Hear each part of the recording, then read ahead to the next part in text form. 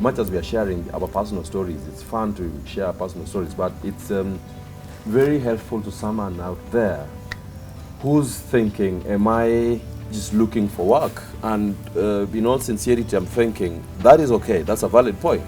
But the most important bit would be that if, because knowledge really forewarns, and knowledge equips you with the necessary information that inadequate and important to inform, decisive action. One thing that we really need to get into, Yeah.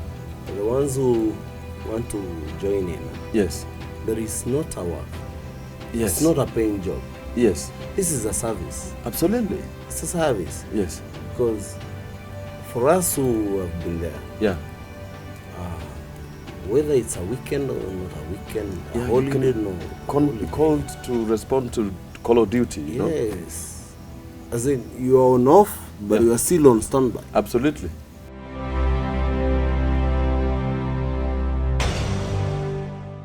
The day one of training, man, day one of training. And, if I remember pretty well, as much as you do, the program, of course, the instructor on the other end knew it, and they grabbed it by the tail, and they were wagging us. Yes. But for our awareness, it ran, the longest it went into this 8 weeks was just 1 week. You're given a week worth of program, and they're running it like... Actually, we were so oblivious of what we expected. Yes. Despite the fact that we were given that program. Yes. You just see PT. It was coded PT. We only came to realize that it was physical training. When we were actually in the staff itself. Because I remember the first PT program. Yeah. I don't remember the name, but it was something meant to break you down from a civilian. Yes, into some semblance of a soldier. Yes. Yeah. Somewhere in the middle. Yeah. Because it was the only physical training program in the whole course that had a 5 minutes break. Guys were killing us. Roll, forehead roll. And then I remember this guy. What a merciful? Afande, Masopul. Guys were vomiting all over. Actually, it was pre-planned because they used a mower. The place they cut the grass. It was almost like an inch. Yes. No, an inch high. Exactly. Because I remember after 2 months. After 2 months. Yes. Yes. After 2 months, all of us had things popping out of our skin. Absolutely. Like you have a pimple, you press it like this, squeeze it. Pus comes out and then grass shoot. That was horrendous, man. I mean that the only physical training program that had a 5 minutes break and then you're told, "Hey, cadet, mwende mkae huko kwa fence muangalie raia wenu huko nje vile wanafurahia maisha." And you are here dying. And then, of course, that jogs your mind, and then you're like, man, this is the real deal. Am I really ready for this? Forward roll. Then somebody says in the midst of you, mimi kesho mi nitahepa.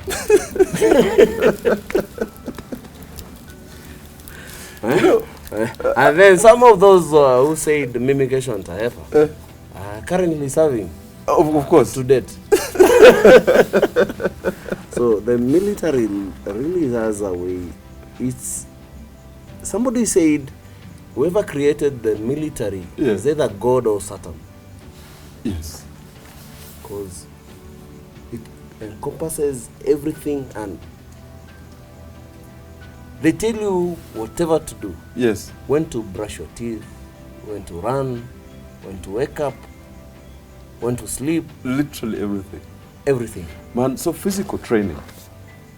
And this is done with a big picture awareness, because I mean the business of arms and the profession of arms as it is a very high reliability affair.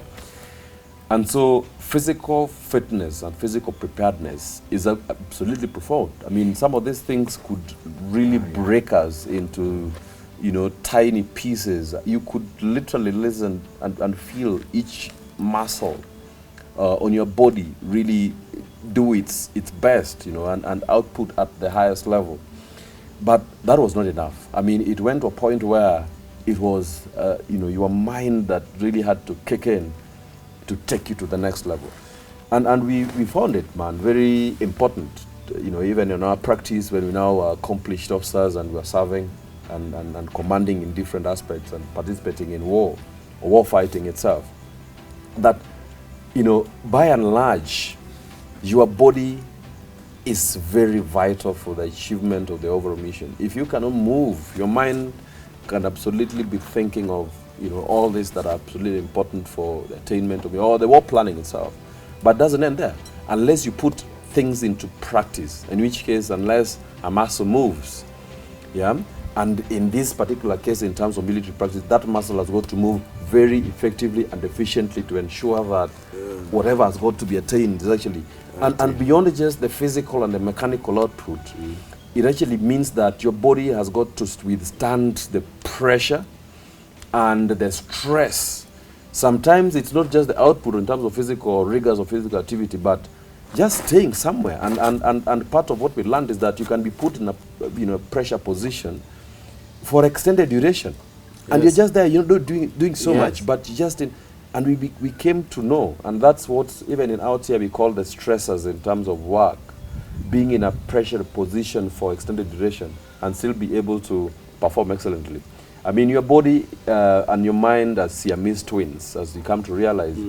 If both of them are not working in tandem with each other, then I mean, you have your own misgiving. You have your own misgivings, right? Actually, what I came to learn about this whole process is that your body could pretty take anything. Yes, as long as your mind is willing and able to. Willing and able. Because I mean, look at some of the scenarios that we were put in. Yeah. You can imagine sleeping, or rather, just crouching. Let's talk about the sleepless nights. Oh.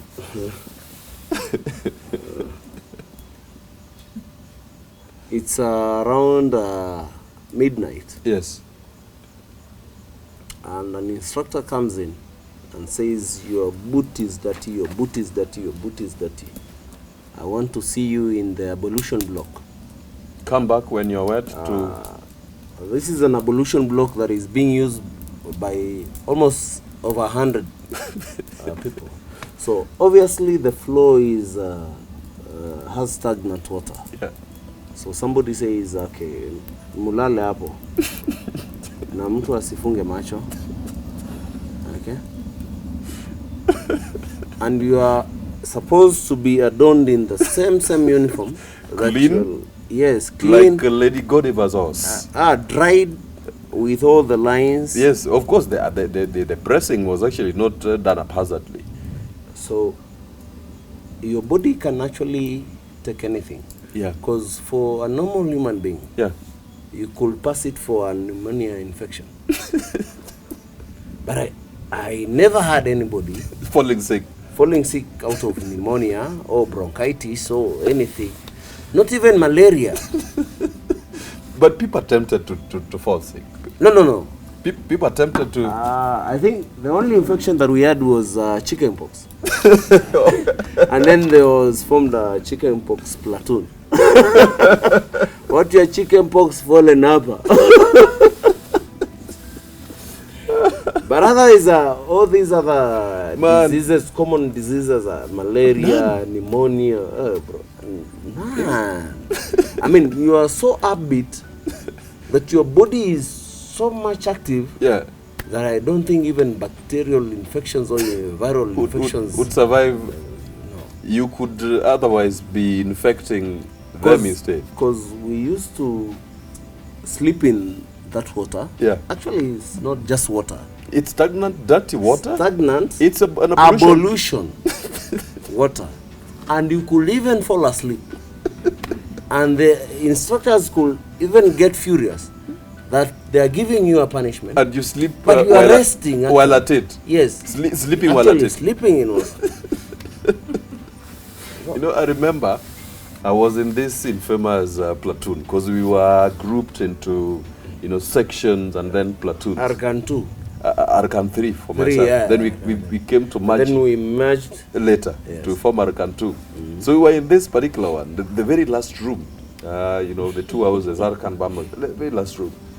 And we had a guy who was, I mean, we thought he was either dying of, what's this disease? Insomnia. But no, actually bitten by tsetsefly. Yes. Trypanosomiasis. Something of this man. He would literally sleep through everything. Yes. You know, as the pressure was building up, because the parades were crazy. I don't want to mention names. Because the guy actually is a big man. He's a big man now. Serving. Yes.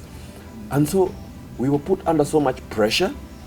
Literally, you know, back to back. There was no time to... And then at the end of the day, there was literally days. Actually, he was the last guy to be found awake or rather sleeping. Rather burning his clothes. While ironing. While everybody else is sleeping. You know, because if you ever were behind him in that line, because I mean every place was stacked. If you went to like the bonfire right now, because the boots that you've been using and you've been training in them. Oh, the kitchen. So we go to the kitchen and warm, because the boots are wet, so you can't polish them. You know, that's around 1 or 2. Around 1 or 2 a.m. And by 3 we are supposed to be doing morning. By 3 you're supposed to be up, starting with the fatigue. And the boots that we are actually drying are supposed to be bullied to a point where you can use them to shave your beards. Right? So our good friend would be by the kitchen warming his boots, and they actually burn, you know, and he doesn't feel it. He was actually falling into the fire. And then he was slapping, hey, amuka, utachungume. Because he'd be like this. Anyway. So he comes back. Experience he comes back. So we actually intentionally, we are struggling with our own difficulties here, but we intentionally had got to a point where we were taking care of him. Like literally, we had to hold him through. The brothers keepers creed. The brothers keepers creed, man. So you get to the laundry, and if you were to ever be behind him, you'd find yourself up in smoke, like because he's he will burning. do one with down 1, 2, and he's fallen asleep. Yeah. The next thing you're ironing on the other side, and then you see some smoke. Wewe unachoma shoti yako amuka. And then the guy goes in defensive mode, Missy Lali.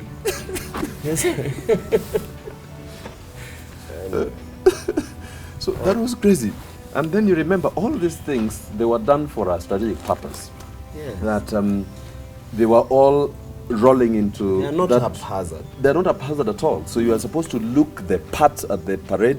Of course, the parades were after morning runs. So we had morning runs, you remember? Yes. So, and this is when the reveal, like waking up was at around 3 a.m. So you go into fatigue, and you remember the fatigues. Actually, by 3 a.m. your day starts. Your day starts. But there was no starting or ending, ideally, because actually you were up. It was just like a vicious cycle. Your days roll into each other. A rat race. Yes. Of some sort. Yeah. Your days roll into each other. So you wake up and, I mean, it's cold. I've never had to experience. Actually, let me say this. Yeah. One of the phrases that I really like about that training. Yeah. There was one instructor who said, mlikuwa mnasema wanajeshi wanavutanga bangi. Sasa hii ndio bangi yenye tunavutanga. Because when you are given some 5 minutes break, make use of that 5 minutes. Oh my God. You dream dreams. I'd rather sleep rather than take water or food. So I remember one day. Yes. I think we were from a navigation exercise. Yeah. And then we were told this afternoon we are rewarding you with time to sleep. Kila mtu aingie kwa blanketi ya lale. That was the nicest.